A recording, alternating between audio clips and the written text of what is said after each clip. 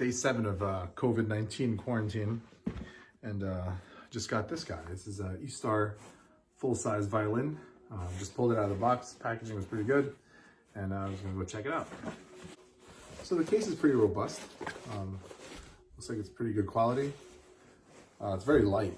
Yeah, you got backpack straps here, a handle, front pocket, which feels empty right now. Empty. The zipper is covered by this little Velcro flap. You open it up. So far, all Eastar's cases have been pretty impressive. Okay, wow, that's cool. A little scary at first, but that's it right there. I mean, I know it doesn't ship with the bridge on. I get it, but it's just kind of gnarly when you look at that first glance. You're like, what the hell? Relive that for you. I mean, it looks broken at first. It's not. It's just, you know, the way it comes. But anyway, so let's see what we got going on here. So I'm gonna do this little Velcro thing. Pull this guy out. All right.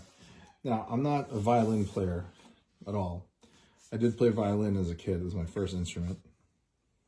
But I certainly don't consider myself a violinist by any stretch. I do have a few students who are violin players, who I would have loved to have give this a go, but sadly, COVID-19, not gonna be seeing them for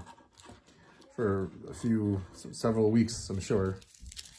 So I can't have them test this. But you know, I've been an owner of stringed instruments for years, and I'm sure I can come up with something. Okay, so we got that. I think that's pretty common, having a little bit of a tilt in the bridge. So it kind of comes pre-slotted. It's a little messy. I don't know what happened here. There's grooves and notches, but it seems like, I don't know, not the best bridge. I'd expect this to be a little bit cleaner and a little bit, not cleaner, like, I don't really care that it's, you know, darker there, but I'd expect it to be much cleaner of a cut, of a routing. Let's see. Ooh, extra strings, tuner, yeah, extra little shoulder rest, rosin. All right, so yeah, and of course the bow. We'll take a look at that in a hot second. Okay, sounds nice. That's not gonna work. Listen up all these bad boys. I had my childhood violin at my school. I didn't know I was gonna be doing this review until. And I'm not tuning it yet. I'm just putting some tension down on it, just so the bridge doesn't fall off. Okay, the machines look pretty cool. All right, leave them halfway so you can tune a little bit. Yeah, I mean, it's sculpted well. I'm sure it's a machine that does this, but yeah, overall, it's pretty sharp, eh? Again, very light instrument. I'd imagine this is a full-size violin, so, and it has the built-in, I would say fret markers, but finger positions on there. Of course, I don't know what these are anymore. So far, it looks like it's mother of pearl in there. It could have been a little bit cleaner, the way they routed that out, or drilled that out, or whatever, and put those mother of pearl fret markers in. See some wood filler in this one. It's a little bit messy. But again, you're spending $75 on a violin. I mean, you're gonna expect some things like that. I mean, if somebody told me you were gonna buy a $75 violin, I would think that it would be a toy, like a plastic toy, right? This is actually wood. What kind of wood, I have no idea. But, I mean, it's legit violin, so. All right, let's give this a shot. Oh yeah, let's take a look at the bow. Now, I do know a decent bow when I see one.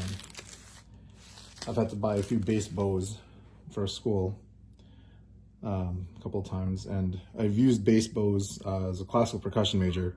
We needed bass bows here and there for making for bowed cymbals, bowed vibraphones, and things like that. So yeah, even for that stuff, you wanted a good quality bow. All right, so it's not really the wooden part that concerns me. It's the hairs. Now, I'm pretty sure this is not authentic horsehair, right? That would cost a ton, but overall, it's pretty nice. I mean, it looks like it's a zebra wood kind of finish. You can see the drilling or the sanding machine a little bit, but you can see that it's got a little bit of like teeth marks there. That looks cool. It's either rosewood or some type of zebra wood. I don't know what this bow is made of, but overall, the frog looks pretty cool. You got the mother of pearl thing. That's centered pretty nice, but there is some gaps between the wood and the mother of pearl or plastic. I don't really know what it is. That's nice and flush. It's nice and flush. All right.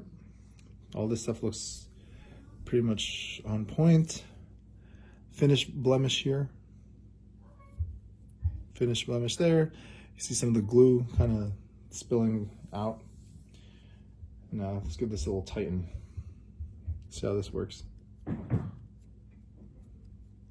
right. It's getting tight. Good, good.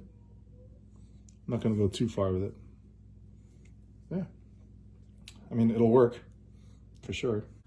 All right, so I did find a second bridge. This one looks to be a little bit lower. Never mind. I think it's the same height, but it's an extra one. This one is much better. It's not that much nicer and cleaner. See, this is what I would expect out of both of them. But I'm glad there's two of them, so just in case, right? All right, so let's take a look at this rosin. I am not a rosin expert, of course, but the rosins I've come across that have spent good money on for bass bows was not as clear as this. It's always been darker, much more amber color. There's already sort of like an internal crack in there. Designed in Italian. It's designed in Italian. Good. All right, so the first rosinings take forever. Oh, that's really chipping off. Damn. Combination of heat, just friction in general, will slowly pulverize that sap. All right, so that was a bit of a pain in the ass, tuning this thing, as I remember. But yeah, the fine tuners work pretty well. Yeah, the tuning machines are fine too. I mean, it's just, yeah, violins are not machine heads. They're, you know, these are all friction based, so you got to turn it and then jam it in there. But yeah, pretty close. Open fits. All right, see if I remember this. Oh my god. Oh, rosining it was totally fine. But anyway, I have no idea what I'm doing.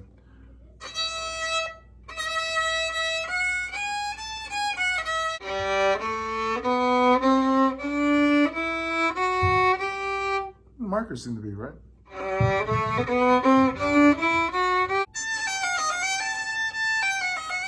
It's like a bagpipe.